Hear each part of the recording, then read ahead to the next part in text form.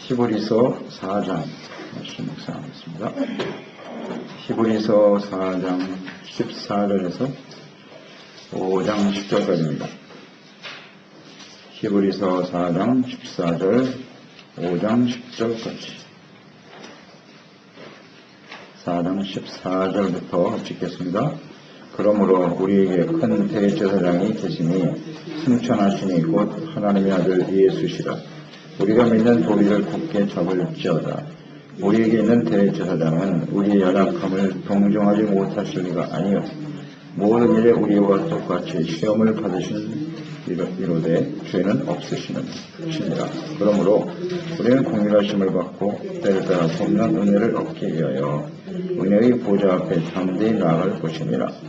대제사장마다 사람 가운데서 택한 자이므로 하나님께 속한 일에 사람을 위하여 예물과 속죄하는 제사를 드리게 하나니 그가 무식하고 미혹된 자를 능히 용납할 수 있는 것은 자기도 연약에 휩싸여 있음이라. 그러므로 백성을 위하여 속죄제를 드린 것 같이 또한 자신을 위하여도 드리는 것이 마땅하니라. 이 존귀는 아무도 스스로 취하지 못하고 오직 아론과 같이 하나님의 부르심을 받는 자라야 할 것입니다. 또한 이와 같이 그리스도께서 대제사장이 되시는도 스스로 영광을 취하심이 아니요 오직 말씀하신 이가 그에게 이르시되 너는 내 아들이니 내가 오늘 너를 낳았다 하셨고 또한 이와 같이 다른 데서 말씀하시되 내가 영원히 멜기세덱의 반차를 따르는 제사장이라 하셨으니 그는 육체에 계실 때에 자기를 죽음에서 능히 구원하실 이에게 심한 통곡과 눈물로 간구와 소원을 얻었고 그의 경건하심으로 말미암아 들으심을 얻어내니라. 그가 아들이시면서도 받으신 고난으로 순종함을 배워서 온전하게 되셨은즉 자기에게 순종하는 모든 자에게 영원한 구원의 근원이 되시고 하나님께 멜기세덱의 반차를 따른 대제사장이라 칭함을 받으셨느니라 하는 영원한 대제사장이신 예수님. 죄 없으신 하나님의 아들 예수님께서 십자가의 고난과 죽음의 길을 가셨습니다. 예수님께서 고난받으실 때 대제사장 서기관들이 모여있는 그 공회원들에게 신문을 받으실 때 그 공회원들이 예수님을 정죄하고 죽이려고 하는 중요한 메시지는 두 개였습니다. 질문 두 가지였어요. 예수님께. 내가 하나님의 아들이냐? 이건 물어봤고요. 내가 그리스도냐? 두 가지를 질문했어요. 공회원들이요. 그것을 시인하면 너는 죽는다는 것입니다. 근데 예수님은 그 자리에서 시인하셨죠. 하나님의 아들이고 그리스도라는 사실을 인정하셨어요. 그 순간 너는 신성모독이다. 사형에 처한다. 그래서 죽였습니다. 예수님을. 예수님은 죄 때문에 죽은 게 아니라 하나님의 아들이시고 그리스도시라는 것을 이 사실 때문에 죽었어요. 예수님이 진리거든요. 근데 비진리에 속한 악한 원수마귀에 속한 바리새인들, 유대인들에 의해서 그 하나님의 본백성들 아닙니까? 그들에 의해서 예수님이 죽으셨다. 예수님께서 하나님의 아들이고 그리스도라는 사실이죠. 그것이 굉장히 중요한 문제인데 예수님이 그리스도다라고 하는 것은 예수님이 기름 부음 받은 자인데 왕이요 제사장이요 선지자라는 사실을 믿는 사람은 구원받은 사람이 되는 거예요. 그리스도인이 되는 것이고 그것을 도저히 믿지 못한다. 그러면 예수님을 거부하는 자가 되고 결국 적그리스도에 속한 자가 되어 예수님을 대적하여 죽이는 사람이 되는 거죠. 예수님이 그렇게 고난을 당하신 거예요. 그리스도요 하나님의 아들이라는 이 사실 때문에 죽으셨다는 거죠. 예수님이 제사장이다. 그리스도라고 하는 것은 대제사장이시라는 것인데요. 제사장은 중보의 역할이에요. 하나님, 의로우신 하나님과 죄악 가운데 살아갈 수밖에 없는 하나님의 백성들. 이 죄의 문제가 해결되지 못하면 죄의 삭은 사망이에요. 하나님은 공의시기 때문에 그 죄에 대해서 심판하실 수밖에 없어요. 이것을 중재할 수 있는 사람이 필요하다. 그래서 하나님이 세우신 것이 제사장이고 속지 않은 제사를 주님이 만드셨죠. 제사장의 중보입니다. 하나님 백성들의 죄를 하나님께 가지고 나아가 피의 제사를 드림으로써 속죄와 용서를 받게 하는 일, 대제사장이죠. 과거에 세워진 율법의 대제사장은 1년에 한 번 계속 들어갈 수도 없어요.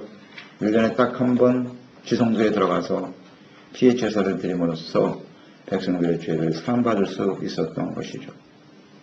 예수님의 이 십자가의 죽음이 무엇을 의미하는 것이냐면 예수님이 그리스도로서 대제사장으로서 하나님께 모든 인류의 죄를 짊어지시고 자신의 몸과 피를 흘려 하나님께 드린 대제사장의 역할이었다는 거죠. 대제사장의 죽음, 자신의 몸을 친히 제물로 바치시면서 하나님께 직접 나아가 모든 백성들의 죄를 사하게 하셨더라. 15절에 보면 비록 자신의 몸을 십자가에 제물로 드렸지만 이 십자가라고 하는 것은 아주 극한 형벌이죠. 아주 악한 죄를 지은 사람이 당하는 형벌인데 그러나 예수님은 죄가 없으시다는 거죠. 그런 처참한 극형에 처해졌지만 동물의 피가 아닌 하나님의 아들이 친히 피를 흘려 하나님께 드렸지만 죄는 없으셨다. 예수님의 그 죽으심은 죄로 인해서 당하는 것이 아니라 대제사장으로서 속죄, 대속의 제물이 되어 하나님께 드려주신 것이다. 그것을 아주 분명히 하고 있죠. 예수님은 죄 때문에 죽었다. 유대인들은 지금도 그것을 주장하죠. 그렇게 믿고 있어요. 예수님을 죽인 것은 정당하다. 사람이 하나님이라고 했기 때문에 그것은 사랑에 처한 일이라고 아주 당당하게 지금도 주장하고 있죠. 그러나 예수님의 죽음은 죄 때문에 죽은 것이 아니다. 그래서 분명히 믿는 거죠. 그리스도시다. 대제사장으로서 하나님께 나아간 것이다. 그래서 그리스도의 온전한 중보를 통해서 하나님과 화목하게 된 오늘 신약시대의 성도들이죠. 구약시대의 백성들보다 더 담대한 은혜를 누리며 하나님께 나아갈 수 있다는 것이죠. 16절에 보면 그러므로 우리는 긍휼하심을 받고 때를 따라 돕는 은혜를 얻기 위하여 은혜의 보좌 앞에 담대히 나아갈 수 있다는 거죠. 그러니까 예수님께서 십자가에 죽으실 때 성전의 휘장이 찢어졌지 않습니까? 예수 아래로 찢어졌어요. 그것을 누구보다도 제사장들이 보았을 거 아니겠습니까? 하나님을 가까이서 섬기는 성전 안에 있었던 제사장과 레위인들은 다 보았을 거라. 그 휘장이 찢어지는 거죠. 그것이 무엇을 의미하는 것인지 몰랐을까? 알면서도 외면하는 거죠. 사실과 진리를 알면서도 외면하는 사람들. 그러니까 이 사람들 우리가 묵상했듯이 이 사람들은 도저히 예수님을 믿고 구원받을 수 없는 사람들이에요. 악에 속한 자들이기 때문에 회개하고 돌이킬 수 있는 그런 기회를 놓쳐버린 사람들임을 우리가 알 수가 있죠. 긍휼하심을 이제 하나님께로부터 받아서 때를 따라 언제든지 주님 앞에 예수 그리스도 앞에 나아가면 대제사장이신 예수님을 통해서 우리는 하나님께 나아가 죄사함받고 용서받고 은혜 받는다. 그러니까 하나님께 나아간다라고 하는 것은 죄를 깨닫고 회개하고 용서받기 위해서 나가는 것이거든요. 대제사장이 하나님 앞에 나가는 것은 백성들의 죄를 대속하기 위해서 나가는 거예요. 용서받기 위해서. 그러니까 죄사함이 없이는 결코 하나님 앞에 설 수가 없지요. 그러니까 구약시대의 그 성막의 모습은 오늘날 신약의 예수님과 교회를 통해서 이루어지는 것이고요. 근데 이것도 다 사실은 모형이에요. 다 모형이고 살아계신 하나님, 영원한 천성에 들어가야죠. 천국에 들어갈 수 있는 길을 하나님께서 보여주신 거예요.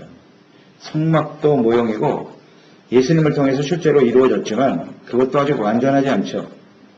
그래서 온전히 천국에 들어갈 때 이 구원이 완성이 되는 거예요. 이게 다 이렇게 과정이란 말이에요. 그러니까 우리가 하나님 나라 천국에 들어갈 수 있는 것은 바로 이와 같은 대제사장이신 예수 그리스도를 통해서만 들어갈 수 있어요. 죄상 받지 못하면 절대 못 들어가. 잘 알잖아요. 구약시대에 아무나 들어가면 죽습니다. 들어갈 수가 없어요. 대제사장들도 하나님이 세우신 그 규례를 제대로 지키지 않으면 지성소에 들어갔다 거기서 죽습니다. 죄를 가지면 이렇게 죽을 수밖에 없는 거예요. 그러니 대제사장의 역할이 얼마나 중요한지, 이 죄사함을 받지 못하는 하나님의 백성들에게는 바로 그 죄의 용서를 받지 못하기 때문에 진노가 임할 수밖에 없다. 그만큼 제사장의 역할은 아주 중요한 것이죠. 근데 예수님의 그 십자가의 죽으심이 대제사장으로서 누구든지 이제 그리스도를 통해서 담대히 하나님께 나아갈 수 있다. 이것은 예수님 때문에 아무렇게나 해도 하나님께 나갈 수 있다는 뜻이 아니에요. 죄를 용서받을 수 있다는 그 예수님을 통해서 주님 앞에서 자신의 죄를 철저하게 회개하고 용서받고 이제는 피의 제사를 드릴 필요가 없이 동물이 피를 흘릴 필요가 없다. 대제사장이 또 필요 없어요. 이제 예수님을 통해서 지금도 하나님 보호자 우편에서 대제사장으로서의 역할을 다하고 계시는 예수님, 오늘도 그리스도의 몸인 교회를 통해서 이 역할을 계속하고 계신 예수님, 그 예수님 때문에 하나님 앞에 나아가 용서받고 은혜 받을 수 있게 되는 것입니다. 그게 십자가의 죽음의 의미잖아요. 그리스도시잖아요. 이 그리스도이신 예수님이 속죄하기 위해서 십자가에 죽으시는 것인데 이것을 하나님의 백성들이 이해를 못하고 있다. 대답지를 못하고 있어요. 이방인인 우리도 이렇게 정확하게 알겠는데 이게 무슨 의미인지 특히 본 백성들이 이걸 깨닫지 못하는 것. 가슴 아픈 일이죠. 언젠가 하나님께서 이제 마지막 때 그들의 마음을 열어주시겠죠. 지금도 물론 예수님 꼭 구원받는 유대인들이 많이 있습니다. 하나님께서 열어주시겠죠. 니헤미야 시대에 일어났던 그런 부흥, 이것이 아마 마지막 때 한 번 더 주어지지 않을까 싶습니다. 하나님께서 마지막으로 그들이 회개할 수 있는 기회를 주시는 거죠. 그것도 뭐 얼마 가지 않겠지만 중요한 것은 예수님의 그 십자가의 죽음이 대속제물로 제사장으로서의 사명을 다하시는 일이라는 것을 묵상하겠다는 거죠. 깨달아야 됩니다. 그래서 5장 1절로 10절에 보면 대제사장의 모습은 어떠해야 하는지 잘 나타나 있죠. 대제사장마다 5장 사람 가운데서 택한 자들. 그러니까 대제사장은 아무나 할 수 있는 게 아니에요. 하나님이 사람 가운데 택하셨죠. 하나님이 택하신 누구만 할 수 있어요? 레위의 자손들 중에 아론의 자손만이 제사장이 될 수 있어요. 4절. 이 존귀는 아무도 스스로 취하지 못하고 오직 아론과 같이 하나님의 부르심을 받은 자라야 할 것이니라. 아무나 되는 게 아니에요. 하나님이 택하시고 부르신 사람만 할 수 있어요. 그런데 이 제사장이라고 하는 것이 사람으로 세워진 제사장은 불완전하죠. 이스라엘 백성들의 타락의 원인이 뭐라고요? 부패의 원인은 언제나 제사장의 타락이에요. 하나님이 택하여 세운 사람들이지만 부패하더라는 거죠. 그래서 2절 이하에 보면 하나님께 속한 일에 사람을 위하여 예물과 속지 않은 제사를 드리게 했는데 그가 무식하고 미혹된 자를 능히 용납할 수 있는 것은 자기도 연약에 휩싸여 있습니다. 그래서 무식하고 미혹된 자를 능히 용납한다. 그러니까 여기서 제사장이라고 하는 것은 모든 사람들이 죄를 대속해야 되는 것이거든요. 그러니까 그들이 너무나 쉽게 죄악 가운데 미혹이 되고 또 하나님을 잘 몰라서 범죄하는 그런 모습들을 이해할 수 있는 사람이라는 거죠. 용납할 수밖에 없는 좀 긍휼한 마음을 가지고 주님께 나가야 되는 것이죠. 단순하게 형식적인 제사가 아니라 대속의 의미니까 주여 이 백성들의 무지와 더 쉽게 넘어질 수밖에 없는 연약함을 불쌍히 여겨 주시옵소서, 이런 마음이 있어야 되는 거죠. 그리고 또 하나는 그런 모습을 보면서 자기 자신도 그들을 연약에 휩싸여 있습니다 그랬어요. 용납할 수밖에 없는 것은 자신도 그와 같은 위치에 있기 때문이다. 그러니까 제사장이라고 해서 그 사람이 완벽한 의인이냐? 그렇지 않다는 거죠. 사람이기 때문에 백성들의 그 무지와 죄악에 넘어지는 모습이 곧 자기의 모습일 수 있다는 거죠. 그렇기 때문에 그들을 이해하고 용납할 수밖에 없는 것이고, 그러니까 대표성을 가지고 하나님께 나가지만 자기는 택함받은 대단히 특별한 사람이라는 것이 아니라 하나님께 지금 속죄하기 위해서 나아가는 자기 자신도 그들의 죄와 다르지 않다는 거죠. 그런 모습을 갖고 있는 연약한 사람입니다. 이것을 깨닫는 사람이 진정한 제사장이다. 그래서 그러므로 백성을 위해서 속죄제를 드린 것 같이 또한 자신을 위하여 드리는 것이 마땅하니라. 이것이 이제 사람의 제사장의 한계예요. 자신도 죄가 있기 때문에 자신을 위해서 속죄제를 잘 드리지 않으면 지성소에 들어갔다는 바로 죽습니다. 아무리 대표성을 가지고 나간다고 하지만 사람은 한계가 있단 말이에요. 죄를 안 지을 수가 없거든요. 자, 그래서 이 한계를 아시기 때문에 하나님의 아들이신 예수님이 신이 이 땅에 오셔서 우리의 죄를 대속하셨다. 제사장이라고 하는 것은 죄를 속하는 하나님이 특별히 택함 받은 사람이란 말이죠. 그러니까 예수님이 사람이면서 하나님의 아들이시라는 이것이 대단히 중요한 거예요. 사람이지만 죄가 없으신 완벽하신 하나님의 아들 예수님만이 우리의 온전한 대제사장이 될 수 있으시다는 겁니다.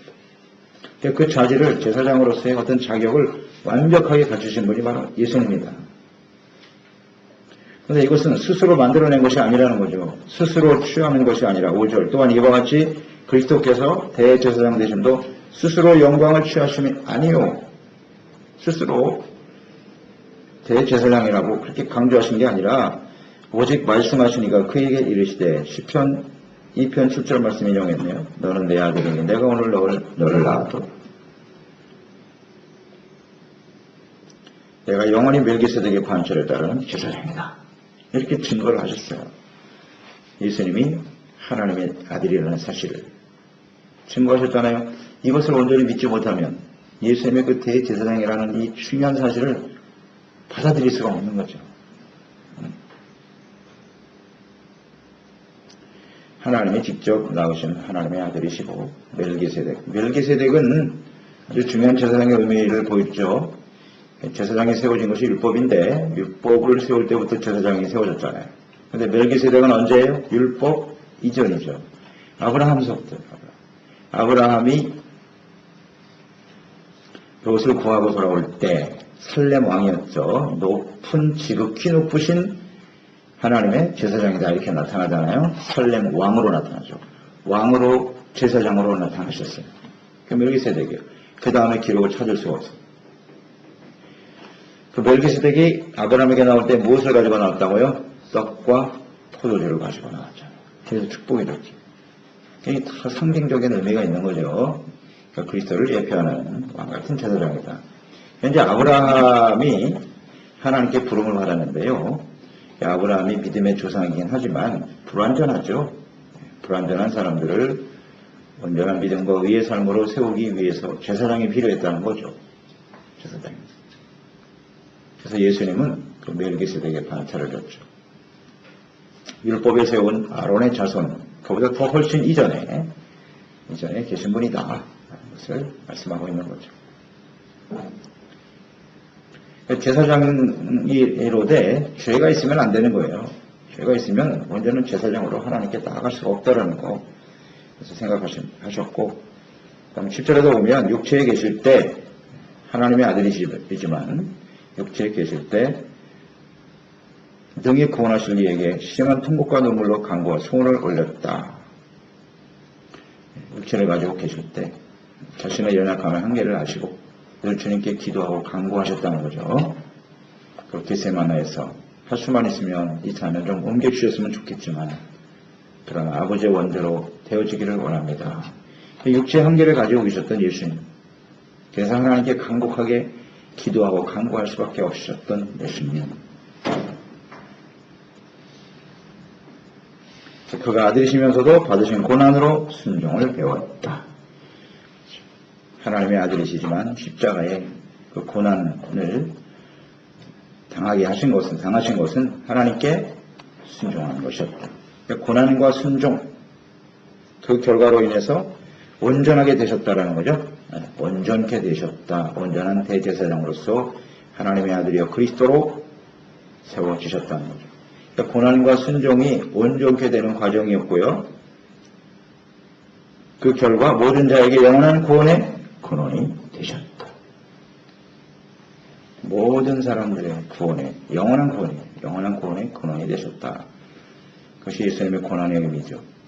그러니까 고난은 순종이에요. 하나님의 뜻이에요.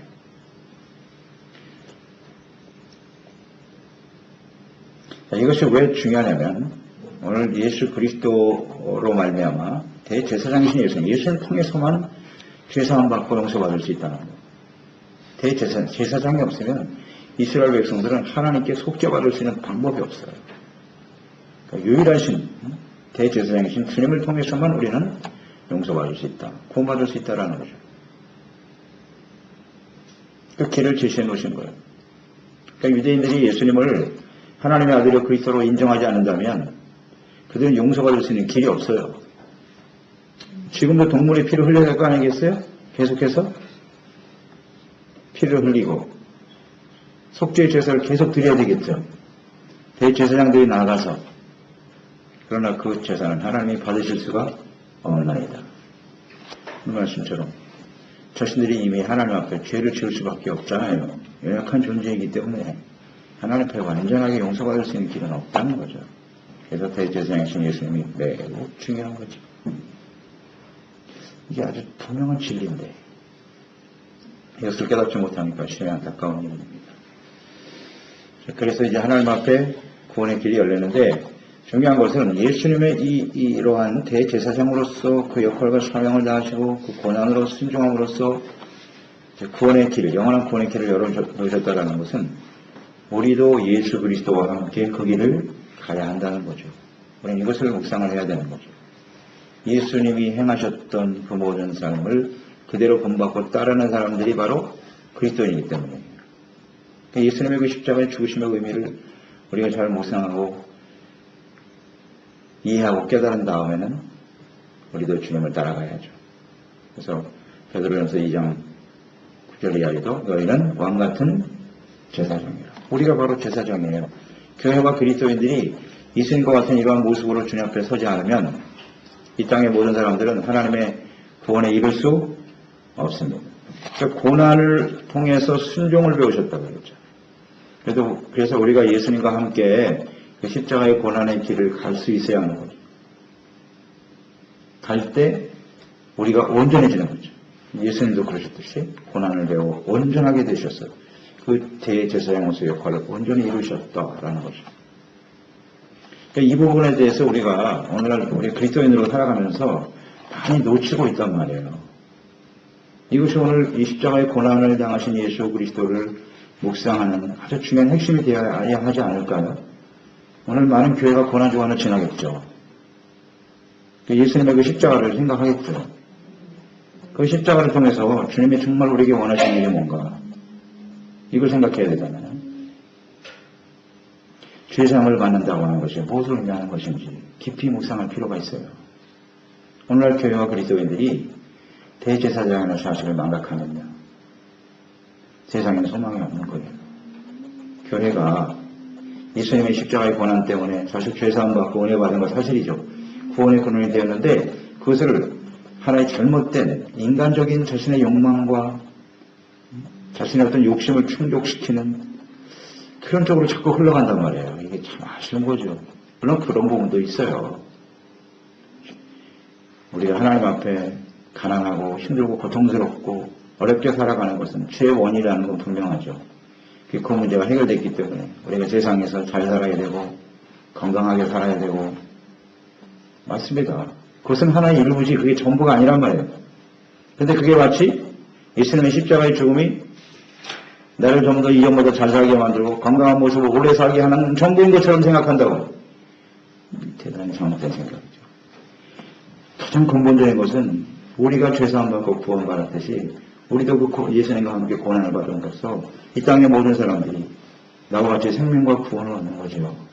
영원한 구원에 이르게 하기 위해서 예수님의 십자가의 죽으심에 의미가 있는 거 아니겠습니까? 그런데 오늘날 교회와 그리스도인들이 이 생각을 잘 안 하는 것 같아요. 예수님 때문에 나는 건강하게 살아야 합니다. 예수님 나를 위해서 죽으셨으니까 이제 나는 죄사함 받고 이런 사람이니까 아무렇게 살아도 됩니다. 대단히 잘못된 생각이죠. 언제부턴가 이런 잘못된 생각들이 들어오기 시작했어요. 난 예수님 때문에 천국 가게 될 것이니까 아무렇게나 살아도 된다. 자동적으로 뭐가 해결이 되는 것처럼 이렇게 생각합니다. 그리고 세상에서 남들보다 잘 살아야 되고. 그렇잖아요. 우리가 예수님과 구원받은 대제사장이 예수님의 그 역할과 사명을 잘 인식했다면 우리도 교회와 그리스도인들이 십자가 지고 주님을 따름으로써 희생이 되는 고난을 통해서 순종을 배우고 온전하게 되는 거예요. 고난과 순종과 온전한 하나님의 교회와 그리스도인의 삶을 통해서 무엇을 추구하는 거예요? 모든 사람이 영원한 구원이 되게 하시려고. 거기 근원이란 말이 있죠. 구원의 근원이 되시고 아브라함을 하나님이 택하셨을 때 뭐라 그랬어요? 너는 모든 사람의 복의 근원이 되는. 그러니까 복의 핵심은 뭐예요? 구원받는 겁니다. 진짜 복은 세상에서 성공하고 출세하고 잘 사는 게 복이 아니라 그럼 복이 하나의 단면이에요. 복의 핵심은 뭐냐? 구원입니다. 구원받지 못하면 그건 아무것도 아닌 거예요. 그래서 하나님 앞에 가야죠. 천국에 들어가는 것이 구원의 완성이고 그게 정말 복 있는 사람들이죠. 그러려면 제사장의 역할이 대단히 중요하단 말이에요. 제사장을 통해서 죄의 용서함 받지 못하면 절대 천국에 못 가니까 하나님의 성소에 들어갈 수가 없어요. 들어갈 수가 없다고. 이건 뭐 변함없는 하나님의 뜻이죠. 그래서 예수님의 십자가의 죽음의 은혜가 얼마나 소중한 거죠. 그리고 그것이 우리에게 주어졌다는 거예요. 우리를 통해서 이제 교회와 그리스도인들을 통해서 세상의 모든 사람들이 죄를 회개하고 용서받고 하나님께 나갈 수 있는 길이 열리는 거예요. 그 교회와 그리스도인들이 열린 문이에요. 천국으로 갈 수 있는 유일한 길이에요. 그런데 교회와 그리스도인들이 그 중요한 사명을 잃어버렸으면 어떻게 되는 거예요? 그래서 세상이 전망이 되는 거예요. 점점 캄캄해져 가는 거죠. 이 같은 중요한 우리가 생각을 하고 교회뿐만 아니라 내가 예수님과 구원받았으니까 나를 통해서 우리의 가정이, 우리 자녀들이 우리를 통해서 하나님께로 나가는 거예요. 죄사함 받고 용서받고 한 가정의 가장이 예수님과 구원받은 사람이 내가 제사장이라는 역할을 사명은 항상 자신의 정체성을 잊지 말고 그 일에 충실해야죠.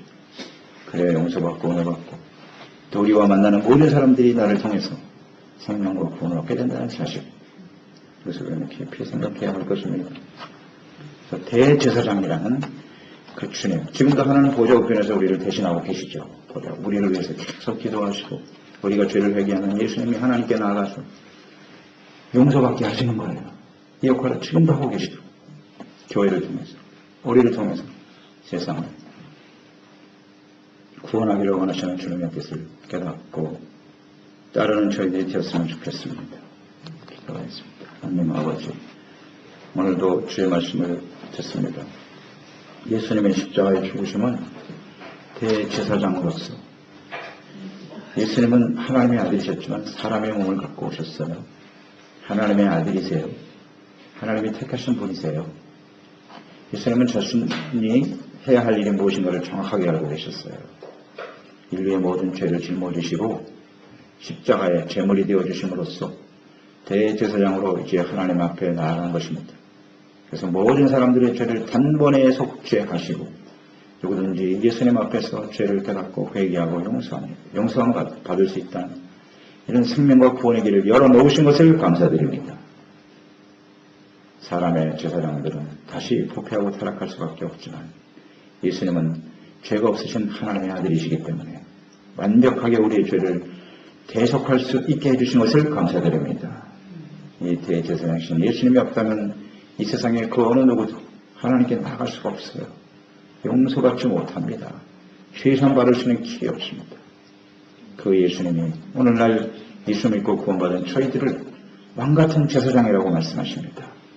우리와 우리 교회가 이 땅에 제사장으로서 역할과 사명을 잘 감당함으로써 모든 사람들의 영원한 구원의 근원이 되어서가는 우리가 되게 하시옵소서. 예수님의 이름으로 기도드리옵나이다.